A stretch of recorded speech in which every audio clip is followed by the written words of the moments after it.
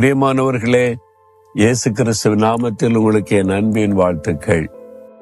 Oral Robert யூனிவர்சிட்டிக்கு மத்தியில prayer tower அமைச்சிருக்கிறாங்க. அங்கே நல்ல ஒரு ஜெப கோபுரம் அமைத்து அங்கே ஜெபிக்க கேட்கிற மக்களுக்கு ஜெபங்கள் ஏறெடுக்கப்பட்டு கொண்டே இருக்கும். அந்த பிரேயர் டவரை சுற்றில அழகான கார்டன் அமைச்சிருக்கிறாங்க. அந்த கார்டனின் ஒரு பகுதி தான் இது. இங்க பாத்தீங்களா, அழகா இங்க உள்ள யூனிவர்சிட்டி ஸ்டூடெண்ட்ஸ் கிட்ட இயேசு பேசுற மாதிரி ஒரு அருமையான ஒரு அமைப்பை இங்க சிலையாக செஞ்சு வச்சிருக்கிறாங்க. பாக்குறதுக்கே ரொம்ப உணர்வு பூர்வமா இருக்குது. அப்படியே ஆண்டவர் வாலிபர்களோடு கூட பேசி ஆலோசனை கொடுக்கிற மாதிரி. சரி, இன்றைக்கு ஆண்டவர் எனக்கு என்ன சொல்ல விரும்புகிறார் அப்படின்னு சொன்னீங்கன்னா, ரோமர் 15 அதிகாரம் 7 கிறிஸ்து நம்மை ஏற்றுக்கொண்டது போல நீங்களும் ஒருவரை ஒருவர் ஏற்றுக்கொள்ளுங்கள். ஒருவரை ஒருவர் ஏற்றுக்கொள்ளுவது நம்முடைய வாழ்க்கை என்பது தனிப்பட்ட முறையில நான் தனிமையா அப்படிதான் என்கிற வாழ்க்கை அல்ல. ஒரு சமுதாயத்தோடு ஒன்றித்த ஒரு வாழ்வு. குடும்பம் வரும்போது கணவன் மனைவி ஒருவரை ஒருவர் ஏற்றுக்கொள்ளணும். அதே மாதிரி பெற்றோர் பிள்ளைகள் ஒருவரை ஒருவர் ஏற்றுக்கொள்ளணும். மாமியார் மருமகள், அது மாதிரி குடும்ப உறவுகள் ஏற்றுக்கொள்ளுவது. பக்கத்து வீட்டுக்காரர்கள், நம்ம வேலை செய்கிற இடத்துல பக்கத்துல வேலை செய்யறவங்க, நம்ம வாழ்கிற இடத்துல நெய்பர்ஸ், பக்கத்து வீட்டுல எதிர் வீட்டுல உள்ளவங்க நாம். இந்த மாதிரி சமுதாயத்தோடு ஒன்றித்து வாழ்கிற வாழ்க்கை தான் நம்ம வாழ்கிற வாழ்க்கை. இதுல சிலர் பாருங்க, யாரையுமே ஏற்றுக்கொள்ள மாட்டாங்க. ஒருத்தரும் சரி கிடையாது, நான் தான் அப்படின்னு தனியா வாழ்வாங்க. பாருங்க, இவங்க மனைவியே ஏற்றுக்கொள்ள மாட்டாங்க, புருஷனையும் நேசிக்க மாட்டாங்க, மாமியாரையும் ஏற்றுக்கொள்ள மாட்டாங்க, மருமகளையும் ஏற்றுக்கொள்ள மாட்டாங்க. கூட வேலை பார்க்கிற எல்லாத்துக்கிட்டே குறை கண்டுபிடிச்சுக்கிட்டே இருப்பாங்க. பாருங்க, யாரையுமே ஒரு ஏற்றுக்கொள்ளுகிற மனப்பான்மை இருக்காது. அது நல்லதல்ல, அது கிறிஸ்துவ சுபாவமும் அல்ல. வசனம் என்ன சொல்லுதுன்னா, கிறிஸ்து நம்ம ஏற்றுக்கொண்டதை போல மனிதர்கள் குறைவுள்ளவங்க தான். குறைகளை மட்டுமே பார்க்க கூடாது. எல்லாத்திடமே மைனஸ் இருக்கும், பிளஸும் இருக்கும். பிளஸ் பாருங்க, இயேசு கிறிஸ்து நம்ம ஏற்றுக்கொள்ளும் போது எவ்வளவு குறை இருக்குது. நம்ம எல்லாம் 100% பெர்ஃபெக்டா இருக்கிறோம்னு நினைக்கிறீங்களா?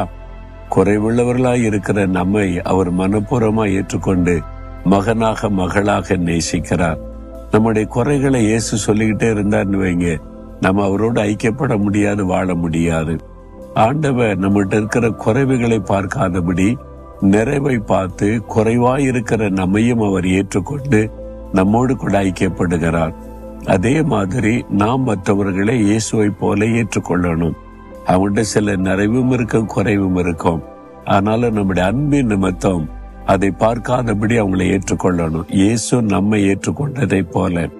நீங்க உங்களுடைய மனைவி பற்றி குறை சொல்லிக்கிட்டே இருக்கிறது, கணவனை பற்றி குறை சொல்லிக்கிட்டே இருக்கிறது, மாமியார் சரியில்லை, இந்த மருமகள் சரியில்லைன்னு எப்ப பார்த்தாலும் குறைகளை பேசி கொண்டிருப்பது, யாரை பார்த்தாலும் இவன் சரியில்லை அவன் சரியில்லைன்னு, இது நல்ல சுபாவம் அல்ல. அதை விட்டு வெளியே வரணும். இயேசு கிறிஸ்துவின் சுபாவம் நமக்கு வேணும். ஆண்டவர் இயேசு கிறிஸ்து எல்லாரையும் ஏற்றுக்கொள்ளுகிறவர். யார் வந்தாலும் அவளை அணைத்துக் கொள்ளுகிற தேவன். நம்மகிட்ட எத்தனை குறைவு இருந்தாலும் நம்முடைய குறைகளையே சொல்லி கொண்டிருக்காதபடி நம்மகிட்ட இருக்கிற நிறைவை சொல்லி நம்மை உற்சாகப்படுத்துகிற ஒரு ஆண்டவர். அப்படி அவர் உற்சாகப்படுத்த நம்மகிட்ட குறைவுகள் கொஞ்சம் கொஞ்சமாய் நீங்கி ஒரு நிறைவுக்குள்ளே நம்ம வந்து விடுகிறோம். இதுதான் நம்முடைய மனதில் இருக்கணும்.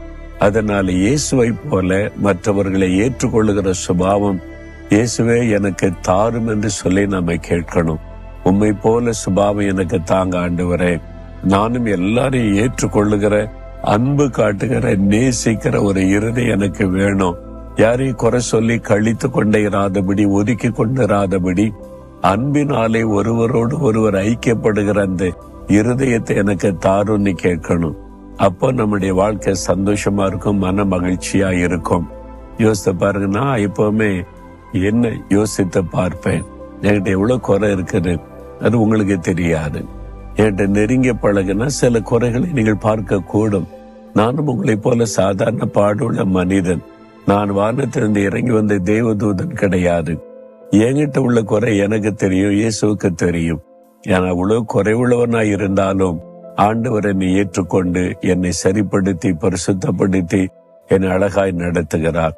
இதைத்தான் இயேசு கற்றுக் கொடுத்தார். நீயும் மற்றவங்களை பார்க்கும்போது குறைவுகளை பார்க்காதபடி அவருடைய நிறைவை பார்த்து அவளை ஏற்றுக்கொள் என்பதாக. அதே மாதிரி தான் இயேசுவின் சுபாவம் நமக்குள்ள வேண்டுன்னு கேட்கறீங்களா? இயேசுவே, உம்மை போல நான் எல்லாரையும் ஏற்றுக்கொள்ளுகிற ஒரு நல்ல இருதயத்தை எனக்கு தாரும். மற்றவருடைய குறைகளையே பார்த்து பேசிக் கொண்டிருக்காதபடி நிறைவுகளை பார்த்து மகிழ்ச்சியோடு மற்றவங்களோட ஐக்கியப்படுகிற அன்பை இருதயத்தை எனக்கு தாரும். இயேசுவின் நாமத்தில் ஜெபிக்கிறேன். ஆமேன், ஆமேன்.